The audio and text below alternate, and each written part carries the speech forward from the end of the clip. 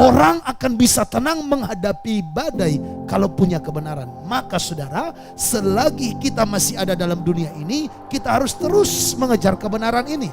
Karena apa? Yang namanya badai selama di dunia gak mungkin tidak ada.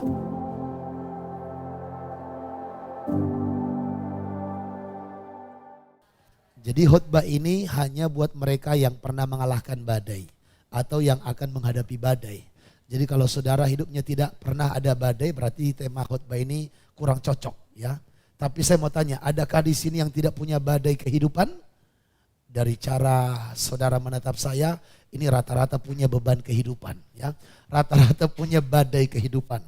Tetapi saudaraku, tidak masalah walaupun ada badai, yang penting kita melewatinya. Yang penting kita mengalahkannya. Supaya kita menjadi Kristen yang mengalahkan badai. Poin yang pertama, ketika ada badai kita harus tenang.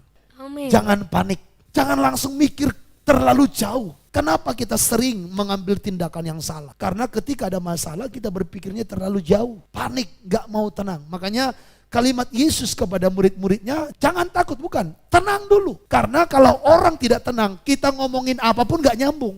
Jadi kalau kita tidak tenang, kita nggak bisa mendengar dengan baik. Tuntunan Tuhan pun kita nggak bisa dengar dengan baik. Seseorang akan bisa tenang kalau dia punya kebenaran. Di mana ada kebenaran, di situ tumbuh damai sejahtera. Dan akibat kebenaran ialah ketenangan. Maka orang yang tidak punya pengertian firman, mau gimana pun kita tenangkan, ini orang nggak bisa tenang.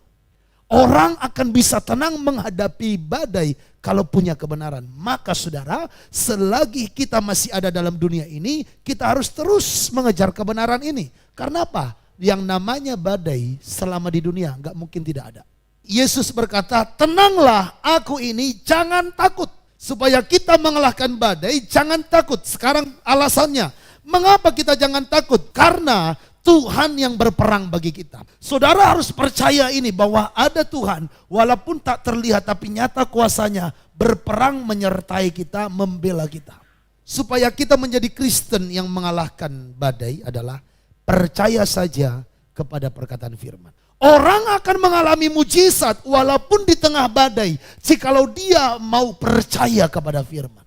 Saya tahu saudara udah sering dengar ini. Tapi masalahnya sering juga kita tidak melakukan. Masih sering gagal dalam hal ini. Makanya Yesus berkata kepada muridnya, di manakah imanmu, hai orang yang kurang percaya?